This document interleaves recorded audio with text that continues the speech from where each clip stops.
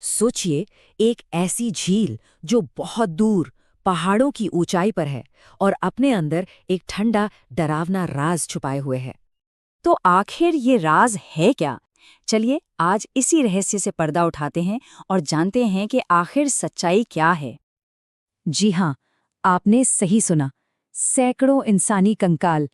जब इस झील पर जमी मोटी बर्फ पिघलती है तो ये कंकाल ऊपर आ जाते हैं, जैसे कोई खामोश कहानी सुना रहे हों। तो चलिए एक तरह से इस ऊंचाई पर मौजूद क्राइम सीन की पड़ताल शुरू करते हैं और इस सदियों पुराने रहस्य को सुलझाने की कोशिश करते हैं। ये है रूपकुंड, लेकिन दुनिया इसे इसके दूसरे नाम यानी कंकाल झील या स्केलेटन लेक से ज्यादा जानती है। और ये भारत की सबसे रहस्यमयी जगहों में से एक है, इसमें कोई शक नहीं। और इसकी ऊंचाई देखिए, लगभग 5029 मीटर। मतलब इतनी ज्यादा ऊंचाई पर होने की वजह से यहाँ का माहौल बहुत कठोर और पहुंचना भी बेहद मुश्किल। हर किसी के बस की बात नहीं है ये। और यहाँ एक दो नहीं बल्कि 300 से भी ज्यादा कंकाल मिले हैं। मतलब लोगों का एक पूरा का पूरा समूह। अब सवाल ये उठता है कि ये कौन लोग थे, इतनी बड़ी तादाद में यहाँ क्या कर रहे थे, और आखिर उनके साथ हुआ क्या? और सुनिए, ये कोई आजकल की घटना नहीं है। वैज्ञानिकों ने जब जांच की तो पता चला कि ये कंकाल लगभग 1200 साल पुराने हैं, मतलब 9वीं सदी के।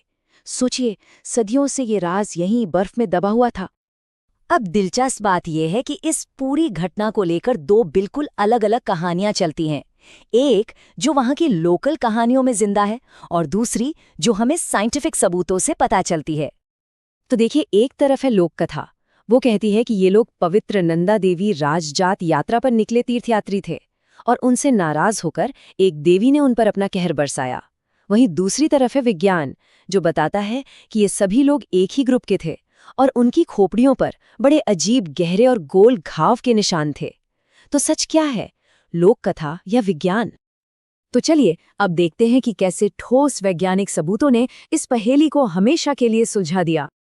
ये वो सवाल था जिसने सालों तक रिसर्चर्स को परेशान किए रखा। आखिर 1200 साल पहले ऐसा कौन सा हथियार था जो इतने सारे लोगों को एक साथ एक ही तरीके से मार दे? और इसका जवाब सच में चौंकाने वाला था। जांच में सामने आया कि खोपड़ियों पर बने वो गोल और गहरे घाव किसी हथियार के नहीं थे, बल्कि वो क्रिकेट की गेंद जितने बड़े और भारी ओलों के निशान थे। तो अब सारी कहानी साफ थी।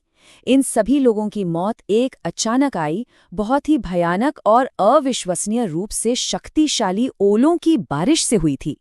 सोचिए, उस ऊंचाई पर खुले आसमान के नीचे प्रकृति के उस कहर से बचने का कोई रास्ता ही नहीं था। लेकिन वक्त के साथ ये बर्फीली कब्र एक पुरानी त्रासदी की जगह से कहीं ज्यादा बन गई। आज रूपकुंड दुनिया भर के एडवेंचर पसंद करने वालों के लिए एक सपनों की मंजिल है। लेकिन हाँ, यहाँ तक पहुँचना कोई आसान काम नहीं है। ये भारत के सबसे मुश्किल और खूबसूरत ट्रैक्स में से एक है। ये सफ़र लोहाजंग से शुरू होता है और कई पड़ावों को पार करने के बाद जाकर रूपकुंड की उस रहस्यमयी दुनिया तक पहुँचता है। इस सफ़र में ट्रैकर्स एशिया के सबसे बड़े घास के मैदानों में से एक बेदनी बुग्याल की खूबसूरती से गुजरते हैं। उन्हें त्रिशूल और नंदा घुंटी जैसी विशाल चोटियों के शानदार नज़ारे देखने को मिलते हैं।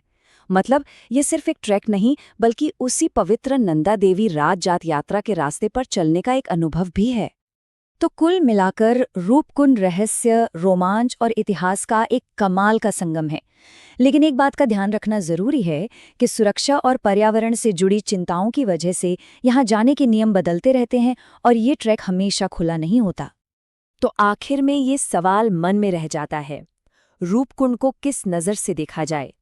क्या ये सिर्फ एक दर्दनाक हादसे की जगह है, या फिर प्रकृति की उस अपार शक्ति का एक प्रमाण है जिसके आगे कभी-कभी इंसान भी बेबस हो जाता है?